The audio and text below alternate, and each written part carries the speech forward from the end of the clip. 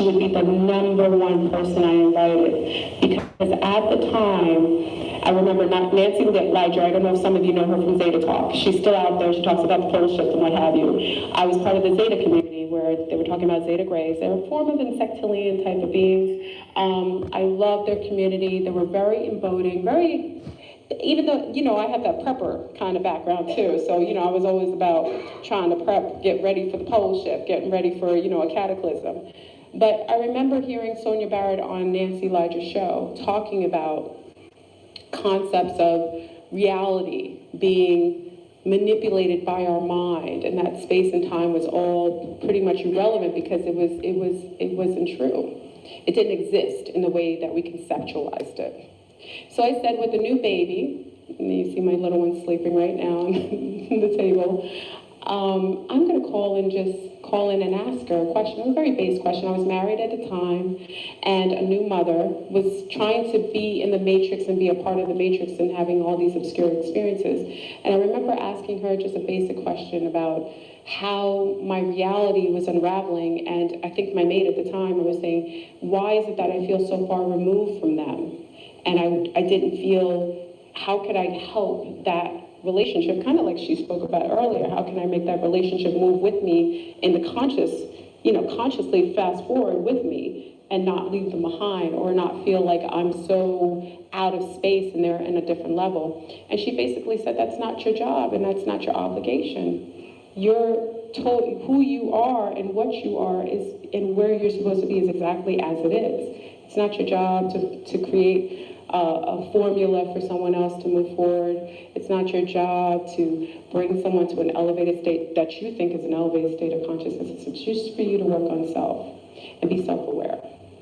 New mother, that was a great bit of advice, but what it did is it pretty much propelled me into fast forwarding. And after 2 weeks after that conversation was the first time in taking a picture, I had a Zeta show up. Half of a Zeta's face in a picture when I was taking a picture of one of my daughters, my first daughter there, my eldest. And at the time, it wasn't odd because the Zetas always talked about having experiences seeing Zetas, but it was a little weird to see a pinkish looking being, a Zeta with big eyes in a picture, kind of holographically in front of your child. It was a little disconcerting, but because I'm already in that realm and that community, you kind of say, okay, this is what comes with this, is this level of contact them and revealing themselves, or my consciousness just being so open that this would be permissible. During that first time when I had that picture, then began more heightened paranormal experiences, where my backyard, you would see portals open, pulsating lights coming from the backyard. I was a gardener, a very big epicurist, and I used to garden and plant, I had a third of an acre of raspberries, and you would see pulsations in the backyard of lights showing up. And one of the denotable sounds that I started to hear were the crickets or cicadas, which is and I would notice that any time that I would have a sighting, almost immediately after, and this was at that time, it's different now, almost immediately after, I would get that sound, and it would raise and the lights would dim, almost like if there was a field of beings inside the room that I was not able to conceptually see, but they would come in the room and the lights would dim as if beings were there that I couldn't see, and that sound would either get exasperated, and as soon as it started to lower, the lights would start to brighten. No one knew what this was. Every person, every contactee, every abductee site, I researched fanatically to hear who is hearing that sound, who is having a level of contact with the being that would have that sound. I didn't know if it was the sound of a being. I didn't know if it was the sound of maybe a vortex opening. I had no clue. Sonia Barrett was the one who had the answer. It was a lecture that she had previously when she's talking to someone. Matter of fact, she's never heard of me before. Yes. Just like that. And what Barry will say, like even when I talk to Barry on the phone, they'll start making sounds. Remember that time he called on my show? All of a sudden out of the blue, we get Barry on the line and all you hear is the loud sounds. They're saying hello in the background. So I heard Sonia talking, matter of fact, and I'm going to go a little fast forward. I just want to give you like a preamp before I go into contactee awareness. I hear this wonderful woman that I've spoken to before talking on a platform. Again, I think this was more ET based, and saying to someone she didn't understand why she was hearing the only other person I've ever heard say or state that sound. And I said, oh my gosh. Whatever she's having contact with or whatever is involved in her consciousness is not only me hearing it, it is also her. And immediately after that, I was like, I have to talk to this woman again, because I know whatever is going on with her is reminiscent of whatever may be occurring with me. Now, I'm gonna go a little more formal with you, and we'll go into contactee awareness, okay? So as you hear me at the beginning, when we talk about being a contactee as opposed to abductee, now let me kind of quantify each. A contactee is having levels of experience, whether it's interdimensionally, inner Earth-wise, galactic-wise, paranormal-wise. They're having interactions with other beings, or beings are having interactions with them that is not necessarily negative. It can be neutral or it can be positive. Meaning that every time, like Ray Hernandez kind of spoke about in his speech, you're having interaction that either enlightens you, it upgrades you, or it just is a level, it's something that you can observe, but it hasn't really traumatized you in any way. Now, abductees, where you'll hear a lot of times, will talk about really stark in relationships, dark beings coming in the night, taking them without their free will, violating their peace of mind, their bodies, their spirit. That's something else. And again, you'll hear that more as less of a normality now as opposed to maybe 5-6 years ago. Before, we would hear a lot of people talk about traumatic experiences, and as we talked about on my show, Aquarius Rising, we've kind of denoted that that has to do with a lot of governmental inception. A lot of times with the holographic, holographic interaction that sometimes certain governmental beings have access to technology that is able to manipulate how you see things, what you hear, what you feel, what you smell. And based on your lineage, we go into bloodlines, I'll get into that a little later, based on where you come from, there are certain people who have a unique quality that makes them of interest. Some people will say targeted individuals. You'll hear that a lot of times. I'm a targeted individual, and you don't know what that is, but really it's someone who has a quality that is of interest of some of maybe the more insidious beings that we're coexisting with right now. Okay? So where it all begins, it begins in our childhood memories.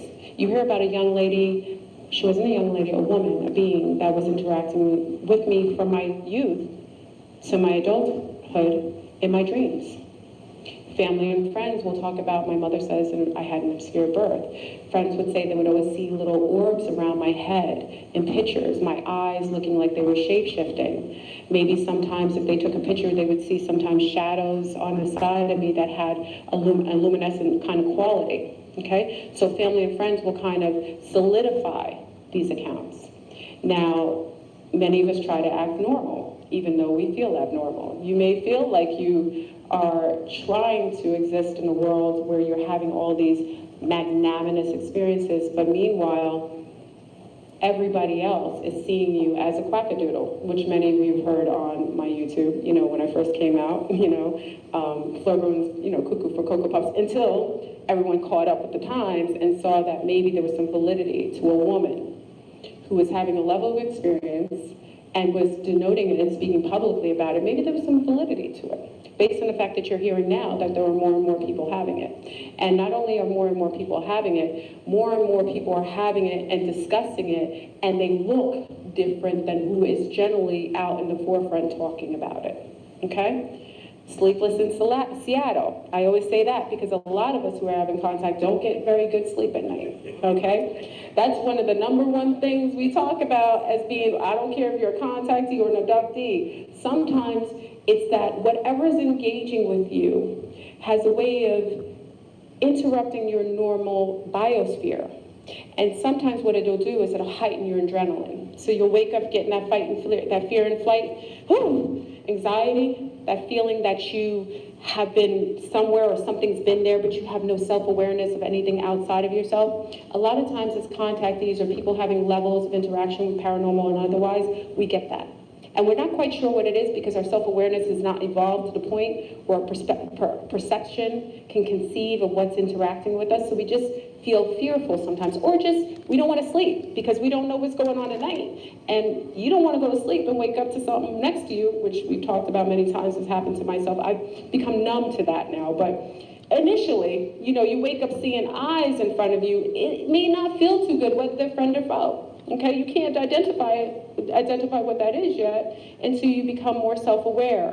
And just like Barry had talked about earlier, whenever you're having these experiences, the memories are sporadic and a little muted. So you may get a glimpse of something, but there's nothing to give it any credence. There's nothing else to go. There's an ingredient for a cake, but the eggs or the milk are not involved in it. So you don't know if it's a cake because you're only getting one ingredient. Okay? Trying to make a dollar out of 13 cents. Scattered memories, physical symptoms of traveling or strife. So we talk about having feelings that, so many of you have already seen pictures that have shown of some of the stigmata I get on my body, which I think Barry was the only one for a long time who knew I was getting them on me. I didn't want to show them publicly because we didn't know what they were. Getting numbers showing underneath my skin, coordinates, what may be coordinates, which we haven't verified yet.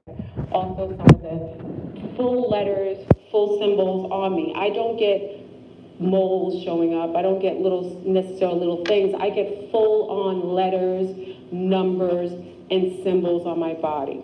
And I take pictures, and I put it out there initially after, I think we talked about it, and after some years, I think it took about 3 or 4 years for me to put out the first picture of being out, talking to my girlfriend on the phone, probably about nothing, and seeing underneath my skin letters and numbers just show up in front of me. And it's verifiable because I can take a picture of it, and you see it's obviously numbers, and you see certain symbols that are not necessarily identifiable by myself.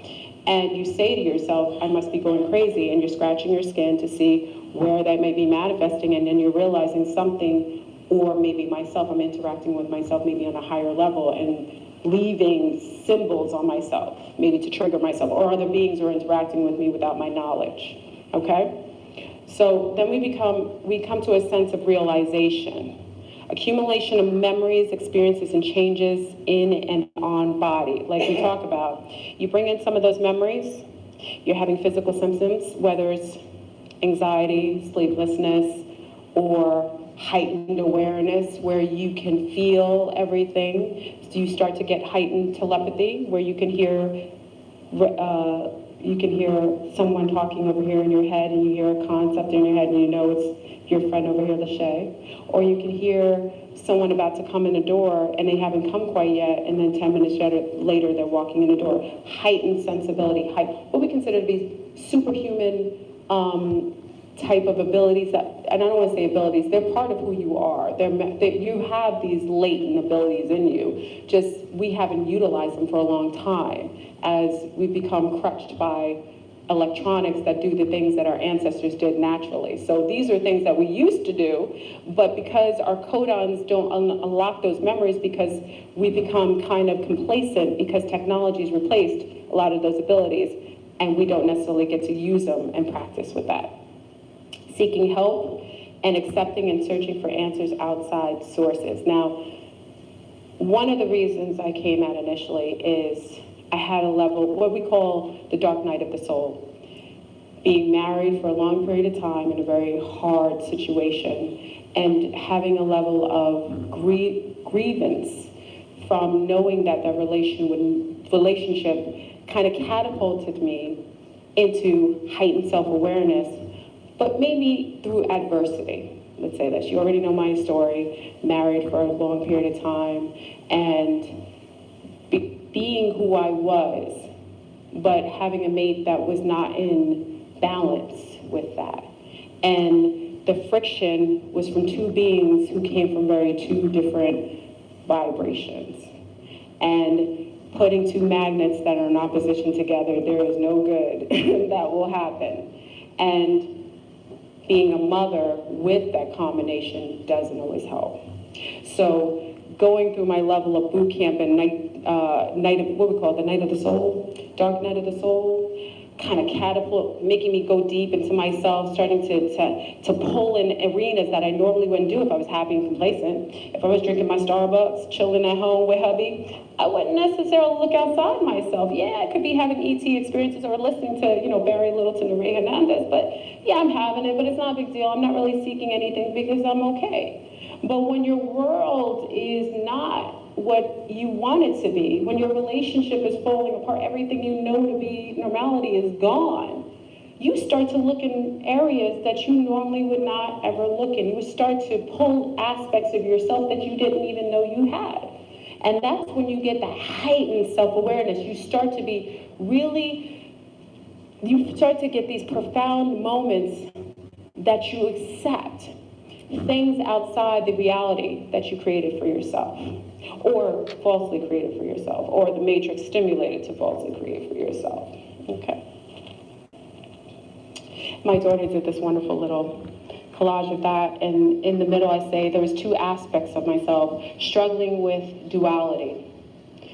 The FleurBrun over here, the devil goddess over here, and then the goddess who is my source, who is my higher self, and trying to feel in the energy to find peace and to make sense of all of the experiences that you're having without going crazy, which some of us do, and some of us don't, or we do and we come back, okay? So we talk about dreams or memories, okay? A lot of times, myself and Barry, and we get this a lot on Aquarius Rising Ninth Gate, a lot of people will call in the show and say, I had this dream, FleurBrun, I had this dream last night, and I swear I was on a spacecraft, I was flying